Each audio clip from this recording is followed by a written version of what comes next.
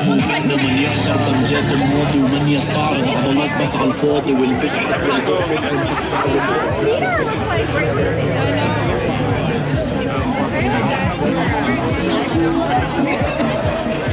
Would you talk to me for a second? Sure. Okay, so are you a student here, by the way? I am, yeah. My name's Danny. Nice to meet you. You can just give me your Amir. Yeah. So let me ask you a question. Why are you here today? I'm here today because the United States and the Chicago machine are complicit in genocide.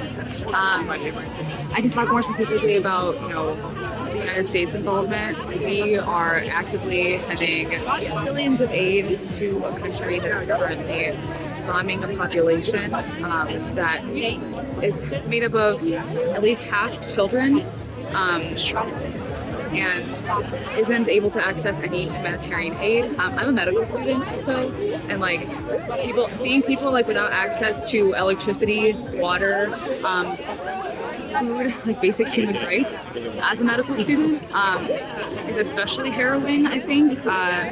Lots of human rights organizations and international health organizations have come out saying that basic human rights are not being protected in this. And I don't think this is a partisan issue. I don't think anybody should be able to look at the humanitarian crisis in Gaza right now and not view it as a medical crisis. So I'm here as a student and a citizen of the United States, but I'm also here as a medical student, really just wanting to protect people's health and do what I can to do that. Yeah. What would you have them do right now? Man, now isn't that a big question, right? I think the simplest thing, the thing that I feel strongest about is that there should be absolutely no barriers to aid getting into Gaza right now. I think we need to open the Rafah crossing. There are truckloads of food and other aid available in that crossing right now that need to be made available to the Palestinian people.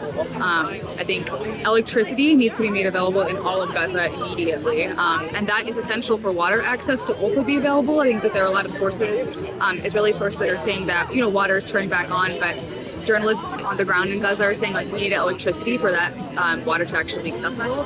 So that is the first and foremost thing I would say. If I had a direct line to President Biden or to Benjamin Netanyahu, I would say there is no way to defend not providing these things to Palestinian citizens. Yeah. Basic needs. Basic needs. Human rights. Yeah. I think I just want to share that as Americans, we have a really specific role in what's going on.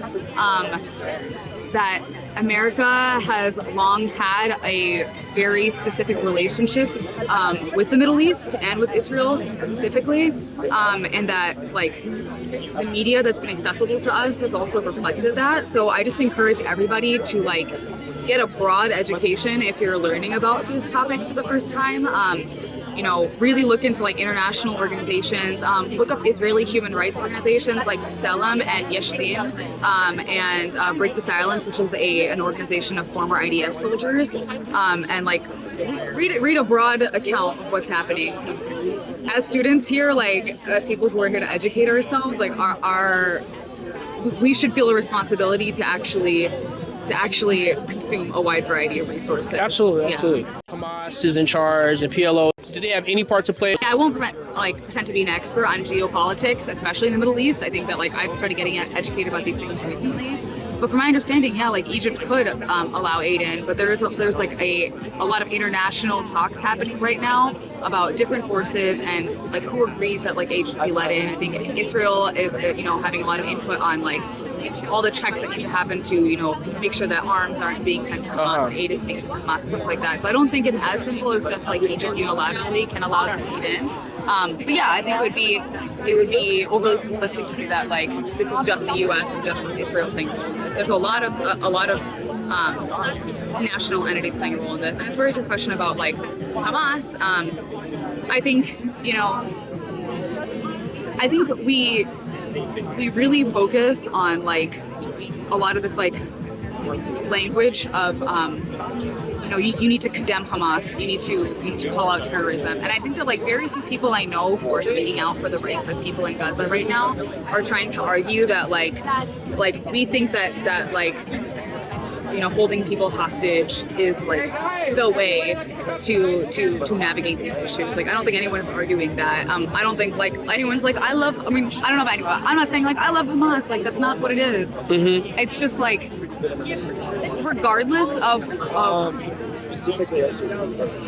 what Hamas is doing, there is an enormous population of Palestinian citizens who are just like everyday people who are trying to raise their kids, who are kids themselves, who continue to be kind of like lumped into this group where Israeli communication, like from the government, from Netanyahu, will say like, we need these actions are justified because we're trying to weed out terrorists. Like, the civilian casualties are what's happening right now. I don't know exactly the number of Hamas operatives that have been killed, but like the civilian casualties are what's happening right now. And I think that like regardless of your opinions about Hamas or like about terrorism in general, like there should be no question about our passion for protecting vulnerable. Do you see any way out of this? I don't know if I have an answer for how to solve this like entire geopolitical conflict. There have been many efforts obviously across the world to do that. As a student, though, like I can tell you, to end this current crisis, end the siege of Gaza. That's what I can tell you. End the siege of Gaza now! End the siege of Gaza now! End the siege of Gaza now! End the siege of Gaza now! Not another nickel, not another dime! Not another nickel, not another dime! No more money for Israel's crime! No more money for Israel's crime! Not another nickel, not another dime! Not another nickel, not another dime! No more money for Israel's crime! No more money for Israel's crime! Not another nickel, not another dime! Not another nickel, not another dime! No more money for Israel's crime! No more money for Israel's crime! You Chicago, you can't hide! You Chicago, you can't hide! You are funding genocide! You are funding genocide! You Chicago, you can't hide! You Chicago, you can't hide! You are funding genocide! You are funding genocide! Biden, Biden, you can't hide! Biden, Biden, you can't hide! You are funding genocide! You are funding genocide! Biden, Biden, you can't hide! Biden, Biden, you can't hide! You are funding genocide! You are funding genocide! Yeah, I'm here because the genocide is happening, and I think it's fucked up. And because my campus is funding it and is part of it. How is the campus part of it? So I mean, like the campus has investments in weapons manufacturing, like Boeing. It also has ties with the Israel Institute, which is a Israeli government, the ideological think tank. And I mean, it also has relations with the Crown family, which are the family that has the controlling share in General Dynamics, which is a weapons manufacturer that creates bombs and armaments that are used not only in Palestine but killing people all over the world and in the name of U.S. imperialism. I mean, like we have buildings on our campus that are named after the Crowns. James Crown was on the board of directors until he killed himself in a car crash this summer. Whoa. Okay, that's intense. Got what's coming to him. In a race car crash. I hear that. Wow. Yeah. That's crazy. Yeah. Killed himself with all his money he had. That's crazy. So they're the big family behind the University of Chicago? They are a family that has been affiliated with the University of Chicago and has donated enough money to certain buildings and departments to get their name on things. Yeah. So I guess my first question would be like, what would you want people to know that they don't know? You know, who they're just watching the news or whatever, they're not really involved, they don't really know that much about either side. What would you want people to know in a nutshell that they don't already know? I mean, they haven't heard. I would want people who are involved in institutions like U Chicago or just Americans in general to understand that this isn't violence that's happening that's somehow detached from them, but it's from when they pay taxes, it's going to the bombs that are blowing up people's homes, right? So it's not enough to just say, oh, it's really unfortunate this is happening to people. You have to say, yeah, I am, by virtue of paying taxes or paying tuition, complicit in this genocide. And then if you reckon with that, you have to decide that you have to do something, if you can do anything, to speak out against it to stop it. Yeah. Do you remember 9/11? Like, I mean, I was in elementary school. You're a young kid. I was in high school. Like, I guess America felt like it had to strike back, and then you had all those disastrous wars in Iraq and Afghanistan were terrible, terrible things. Terrible.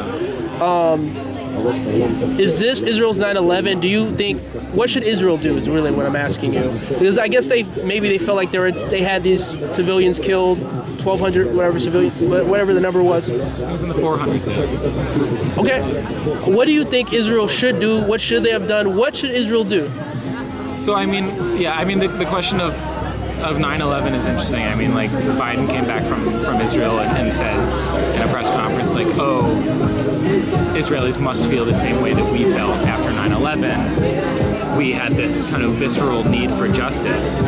And what he's describing is not like a rational response to anything but fascism. And what America delved into was rabid anti-Arab, anti-Muslim hatred that resulted in massive support for two enormous wars that killed millions of civilians. And most Americans thought it was just because it was, quote, getting justice. It was striking back, because you can't just have 3,000 of your civilians murdered without turning around and then murdering millions of somebody else's civilians.